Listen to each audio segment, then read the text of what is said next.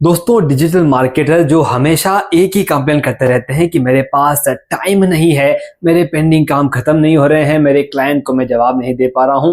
ये पूरी की पूरी केस स्टडी कि क्या वहां पर दिक्कत थी, कहां पर वो अटके हुए थे और कैसे आप अगर डिजिटल मार्केटिंग में नहीं हो फिर भी किस तरह से वो सिंपल सिंपल सॉल्यूशन आपकी लाइफ में इंप्लीमेंट करके आप अपने शेड्यूल में वो चेंजेस ला सकते हैं जिससे आप ग्रो कर सकते हैं, ये बताने जा रहा हूं। A case study from a digital marketer Arjun and a simplified growth life आपके सामने। नमस्ते और स्वागत है आपका manage time with Akhil podcast में। यहाँ आप अखिल यानी मेरे साथ एक सफर पर जाने वाले हैं जिससे अपने टाइम को और बेहतरीन तरीके से मैनेज कर पाएंगे। तो तैयार हो जाइए, हर बुधवार और शनिवार को एक नया कदम बढ़ाते हुए अपने सफलता की तरफ आगे बढ़ेंगे। चलिए शो की शुरुआत करें। हेलो दोस्तों, मैं आपका टाइम मैनेजमेंट लाइफ कोच अखिल बाहेती। दोस्तों, आज की केस स्टडी है डिजिटल मार्केटिंग करने वाले अर्जुन को लेकर के। अर्जुन जो 3 साल पहले अपनी कंपनी उसने खोली थी, बहुत ही सक्सेसफुल तरीके से वो लोगों को डिजिटली आगे बढ़ने में मदद करता है। पहले 1 साल भर में जो ट्रस्ट, जो विश्वास अर्जुन ने खुद के ऊपर कमा लिया था, उसकी वजह से उसके नंबर ऑफ क्लाइंट्स बढ़ते गए और आज वो एक ऐसे मुकाम पे आके बैठ चुका है जहां पर वो अपने शेड्यूल को लेकर के बहुत परेशान है। रात को सोने से पहले क्लाइंट के फॉलोअप मैसेजेस पेंडिंग व्हाट्सएप में पड़े हुए हैं और सुबह उठने के बाद टीम को आज कौन से काम करने हैं, कौन सी टीम को क्या चैलेंजेस आ रहे हैं, वो सभी के ग्रुप्स के अंदर मैसेजेस पेंडिंग। अब आप अर्जुन की लाइफ को इमेजिन कर सकते हैं।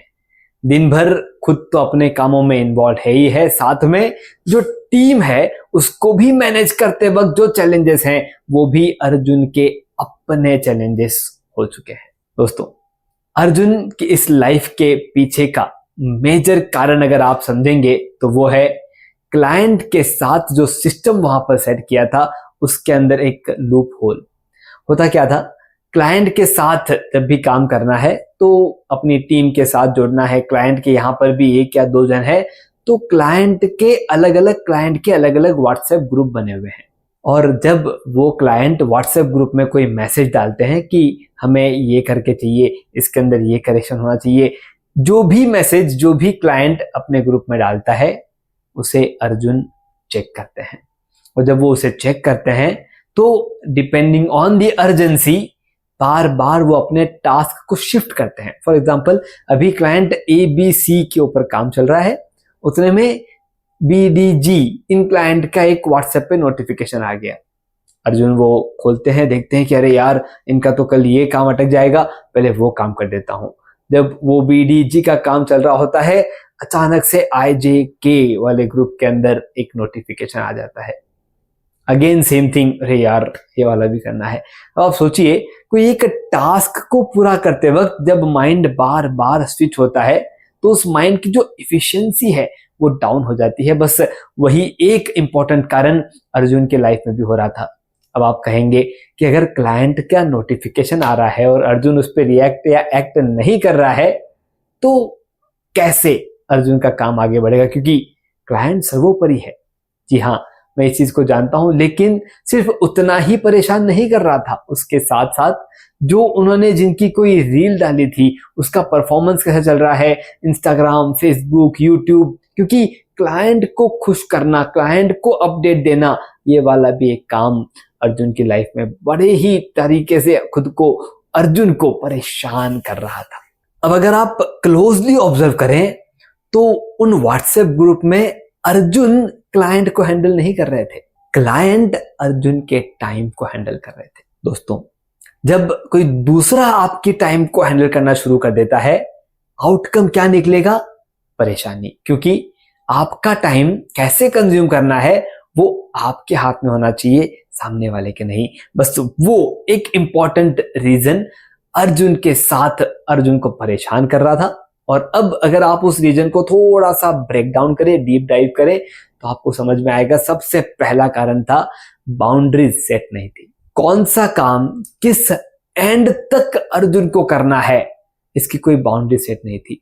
अर्जुन को जब लगता है कि ये काम मेरा नहीं है, टीम का है, तब वो टीम को सौंप देता है, लेकिन जब वो काम टीम को डेलीगेट किया जाता है तब भी टीम को 100% आइडिया नहीं है कि मुझे करना क्या है। वापस 50 से 60% काम टीम के पास, 50 से 60% काम टीम से अर्जुन के पास आ जाता है।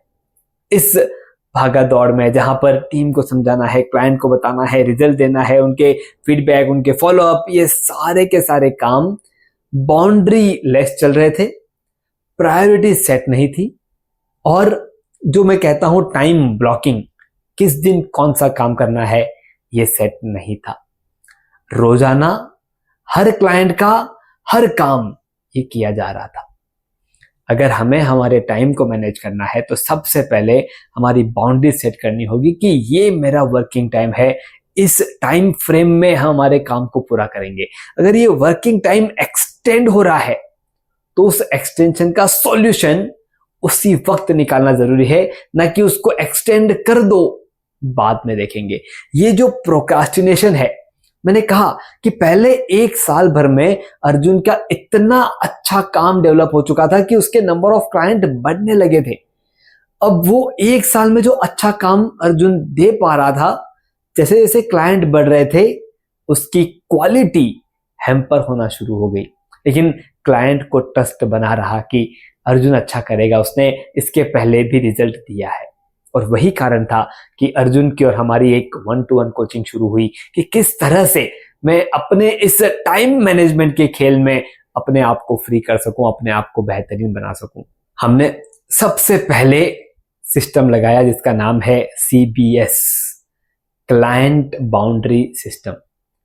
क्लाइंट को क्या कमिटमेंट देना है और उस कमिटमेंट में कैसे कामों को पूरा करना है, इस पर काम करना शुरू किया। सबसे पहला कमिटमेंट हमने दिया कि इस एक पॉइंट से, जब हम हमारा कोचिंग यहाँ पे शुरू हो चुका है, इस पॉइंट से आने वाले 10 या 15 दिन तक आप एग्जिस्टिंग क्लाइंट को या किसी भी नए क्लाइंट को कोई नया कमिटमेंट नहीं दोगे। ये 15 डेज में आप आपके जितने भी चल रहे काम है, जितने भी इसके पहले के दिए हुए कमिटमेंट है, आप उनको पूरा करेंगे। तो अर्जुन ने सबसे पहले उन 15 डेज के अंदर पुराने क्लाइंट्स के जितने भी कमिटमेंट थे उनको पूरा किया और एक स्ट्रीम लाइन में आ गए, जहां पर एक नया शेड्यूल, एक नया एजेंडा इंप्लीमेंट होने का स्पेस मिला, बफर मिला, हमें वो स्ट्रेच करने का मौका मिला। अगर हम एग्जिस्टिंग शेड्यूल में कुछ नया करने की कोशिश करते तो वो सारा का सारा बिगड़ जाता। तो 15 डेज नो न्यू कमिटमेंट, इसके साथ हमने क्लाइंट बाउंड्री सिस्टम CBS वहां पर हमने इंप्लीमेंट किया और हमने ये कहा कि अब आपको डिफाइन कर देना है कि कौन से क्लाइंट के लिए किस तरह के काम आप करते हो। क्लाइंट को बाइफर्केशन करना शुरू कीजिए। कौन से क्लाइंट जो है वो सिर्फ इमेज मेकिंग के लिए हैं, कौन से क्लाइंट है जो सिर्फ डिजिटल मार्केटिंग करते हैं, कौन से क्लाइंट है जो आपकी सारी की सारी सर्विसेज ले रहे हैं। अकॉर्डिंगली आप उनको बाइफर्केट कीजिए और अकॉर्डिंगली आप उनको टाइम डेडिकेट करेंगे। अब आप समझिए, जो सिर्फ इमेज बना रहे हैं वो भी उतना ही इन्वॉल्व है जितना ओवरऑल सर्विसेज ले रहे हैं। अब अर्जुन की इन्वॉल्वमेंट उस इमेज डेवलपमेंट में हार्डली 5%, 10%, लेकिन ओवरऑल में 50-60%, पर टाइम दोनों में सेम, उतना का उतना ही कंज्यूम हो रहा है। आप समझ रहे हैं। क्लाइंट बाउंड्री सिस्टम CBS हमने वो बाइफर्केशन करवाया, उसमें गाइड किया और वहां से हमने वो CBS सिस्टम को एक रास्ता दिखाया, एक नया आयाम दिखाया। उसके बाद हमने उनको बताया कि किस तरह से आपको प्रायोरिटी सेट करनी है। अगर आपका मंडे का दिन है तो मंडे का दिन जो है वो आपका पूरे वीक का फर्स्ट डे है। आप उस दिन कोई काम खुद नहीं करेंगे। ये प्रायोरिटी थी कि कोई काम हम खुद नहीं करेंगे। क्यों? क्योंकि उस एक दिन में आप आने वाले 5 दिन डिफाइन करोगे कि किसके पास क्या काम है, किसको क्या आउटपुट मिलना है, अगर उसको वो आउटपुट देना है तो उसके पास क्या पेंडिंग है।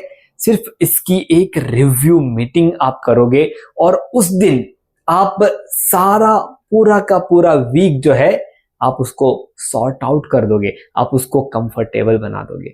हमने वहां पर प्रायोरिटी दिखाया और उसके बाद हमने इम्प्लीमेंट कराया टाइम ब्लॉकिंग। हमने टाइम ब्लॉकिंग बताया कि कौन सा ऐसा टाइमिंग है जहां पर आपको सबसे कम डिस्टर्बेंस होता है। उस टाइम को आइडेंटिफाई किया, और आइडेंटिफाई करके कौन कौन से ऐसे काम है जो आप उस टाइम पर करेंगे जिससे आपका क्रिएटिविटी और आपका क्लाइंट टच बेस हैम्पर नहीं होगा। दोस्तों, जब हम किसी के शेड्यूल को उनके नजरिए के बजाय अपना नजरिया देते हैं तब मालूम चलता है कि वहां पर क्या बदलाव लाना है। खुद मेरा शेड्यूल इंप्रूव नहीं कर सकता। मेरे शेड्यूल को इंप्रूव करने के लिए किसी और के कमेंट मुझे लगते हैं कि यार पहले तू ये करता था और अब ये नहीं कर रहा है। देन आई अंडरस्टैंड कि ओके, इनके नजरिए से मेरा शेड्यूल क्या चेंज हुआ है एंड आई इंप्रूव। बस वही service as a time management coach मैं अपने 1-to-1 कोचिंग में दे देता हूं और सामने वाले का शेड्यूल अपने नजरिए से देखना शुरू करता हूं तो मुझे उसके अंदर ग्रोथ ही ग्रोथ दिखती है।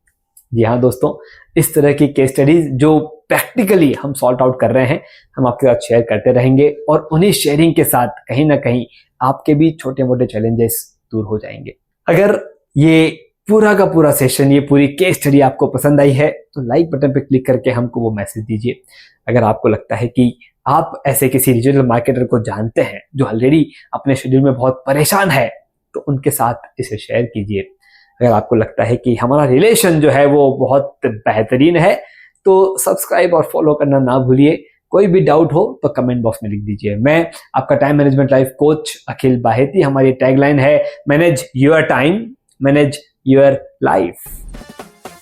धन्यवाद। आपने सुना manage time with Akhil podcast का यह एपिसोड, जिसमें बताई गई टाइम मैनेजमेंट तकनीक के जरिए अपने जीवन में हम एक कदम आगे बढ़े। अगले एपिसोड के जरिए अगला कदम उठाने के लिए इस चैनल को, शो को सब्सक्राइब जरूर करें। ध्यान रहे, आपके रेटिंग्स और रिव्यूज से हमारे बीच की दूरियां कम हो जाती है।